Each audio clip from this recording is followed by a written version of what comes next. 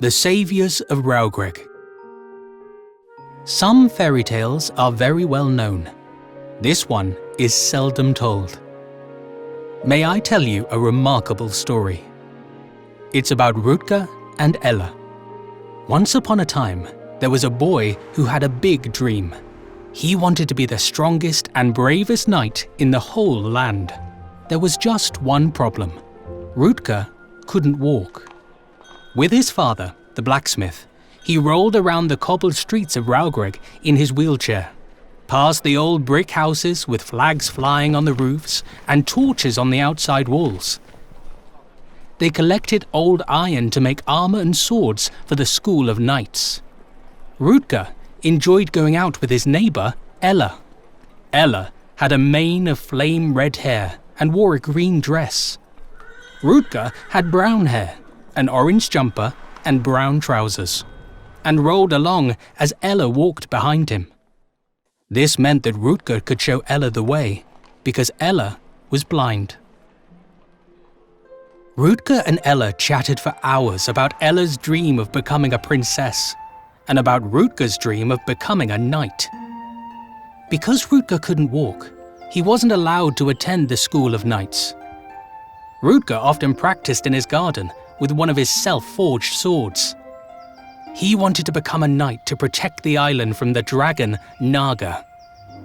Naga wasn't just any old dragon. He was very big, had 2 heads, and lived in an extinct volcano. Years ago, Naga had stolen the fire from the lighthouse, causing many of Ruigryk's ships to run aground on the cliffs and be wrecked in the dark. And at night, Naga stole the fire from the torches in Ruigrijk. What the dragon was doing on the island, nobody knew. They only heard its growl. And every morning, all the torches were out.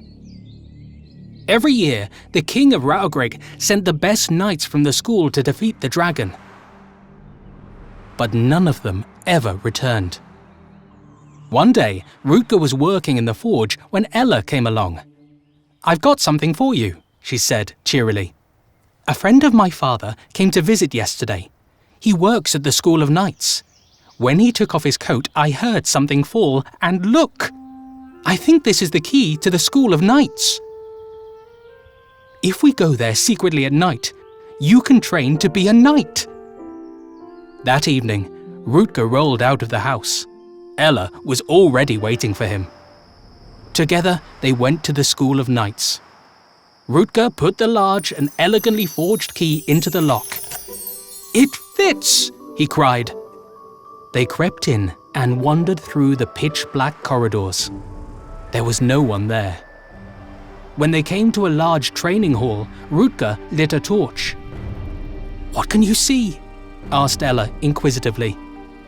"Countless helmets, suits of armor, and swords," Rutger replied enthusiastically.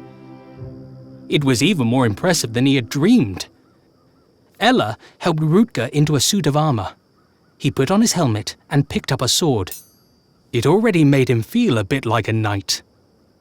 After training, on the way home, they suddenly heard a growl. They felt a gust of wind, and Rutger suddenly saw a set of huge paws right next to him. "Quick, hide!" whispered Ella. They crept into the bushes and saw how Naga stole the fire from the torches outside the houses. Only when they were sure that Naga was gone did they come out of the bushes. That same night, Naga landed in Rutger's garden. Rutger and his parents were woken up by the noise. They peered through the curtains and saw Naga entering the forge. Rutger's father ran into the garden, crashing 2 pan lids together. The enormous 2-headed dragon came out. The ground shook with every step it took. Before Rutger knew it, Naga picked up his father in his big claws and flew away with him.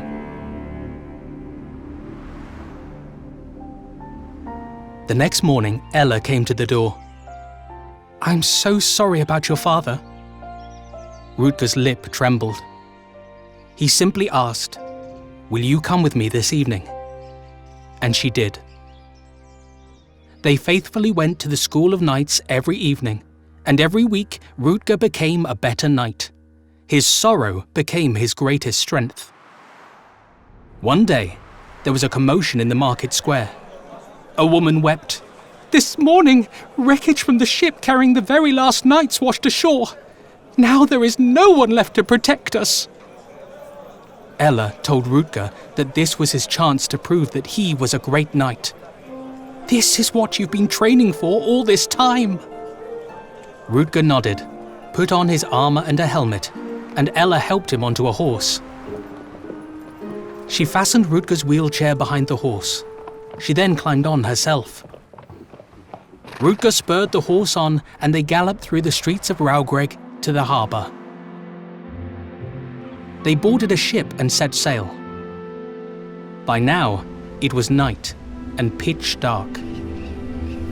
Ella listened carefully to the sound of the sea so she could set their course. As the sun slowly began to rise, Rutger saw the dark lighthouse. Naga must be somewhere around there. He sailed the ship into the small harbour and moored it. In the distance, Rutger saw a volcano with a cave at its foot. "The dragon must live there," said Rutger. But to get there, they had to go through a forest. Through the last branches of the forest, they saw the jagged rock walls of the cave. "Let's dismount," said Rutger. Ella dismounted, grabbed Rutger's wheelchair from behind the horse and helped Rutger down. "We've reached Naga's cave, but I can see very high roaring flames at the entrance," he said to Ella. Rutger rolled up to the edge of the inferno. "There's no other way. We'll have to go through it," he said bravely. Ella climbed onto Rutger's shoulders. Rutger rolled back a little way, picked up speed, and rolled towards the wall of flames as fast as he could. They rolled through and shot out again just as quickly on the other side. They both gasped for breath from the heat, but fortunately, they were unharmed. Rutger carefully peered past a rock and saw the dragon lying there. "I can see the dragon," he whispered to Ella. Both of its heads were resting on the ground. Knights were lying against the dragon, trying to keep him warm. In the middle of the cave was a large fire. A group of knights walked to and fro, throwing wood on it while constantly chanting, "Fetch more wood, feed the fire." Rutger immediately recognized the armor. It was the Knights of Ruigrijk. They were still alive. Why does a dragon need people to make fire? Rutger wondered aloud. A dragon can breathe fire by itself, can't it? Ella suggested, perhaps this one can't. That would explain the growling noise it makes. It's not angry, it's cold. Next to the dragon, Rutger suddenly saw his father. Before Ella could stop him, he joyfully rolled from behind the rock towards his father.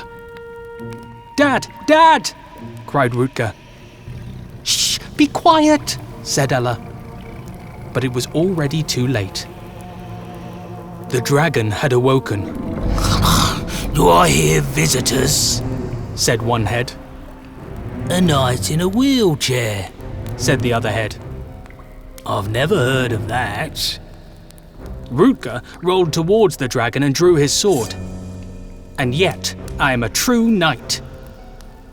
The dragon rolled all four of its eyes and shook with laughter. "What shall we do with him? This boy isn't strong enough to carry wood," said one head. "We could eat him," the other head suggested. Rutger looked nervously from one head to the other. "Stop!" shouted Ella as she revealed herself. "I would like you to breathe fire on Rutger before you eat him." "We've never been asked that before," said one head in surprise. "Never been asked? Or are you unable to?" said Ella cheekily. "Because I've never heard of a dragon that doesn't breathe fire." "Silence! We'll just eat you raw," said the other head, looking a bit cross-eyed. Its big, slimy mouth opened and Rutger's head almost disappeared into it. "Wait! I have a proposal!" Rutger quickly shouted. Reluctantly, the head withdrew. "If you release all of the knights," Rutger began, "I will build you a machine that will enable you to breathe fire. Then you will never be cold again." The dragon scratched with its claw on one head and then on the other. In Ruigrijk, the town crier went through the streets calling out, "The lighthouse is burning again, and a ship full of knights is on its way." The people rushed to the harbour and watched the ship sail in. On the deck sat Rutger the Knight and Ella, and next to Rutger stood his father. Everyone began to cheer. Rutger and Ella disembarked, and the town crier called out, "These are the heroes who saved us."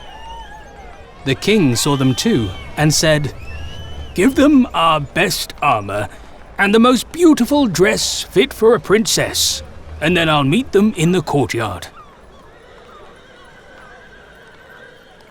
The town crier bellowed, "Here are the Saviours of Ruigrijk." Rutger and Ella rode their horse into the courtyard and everyone began to cheer. The king walked over to them.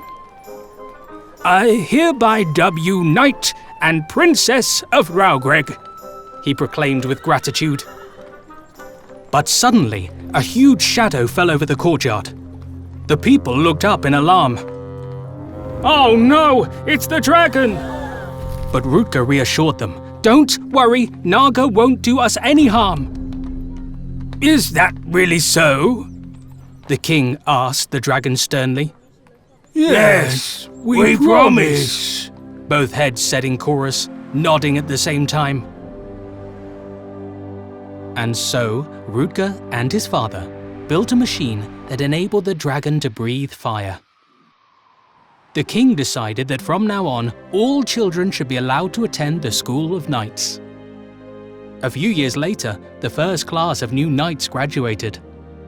A deaf knight, a blind knight, a knight with no disability, one without an arm, and even one who was afraid of spiders.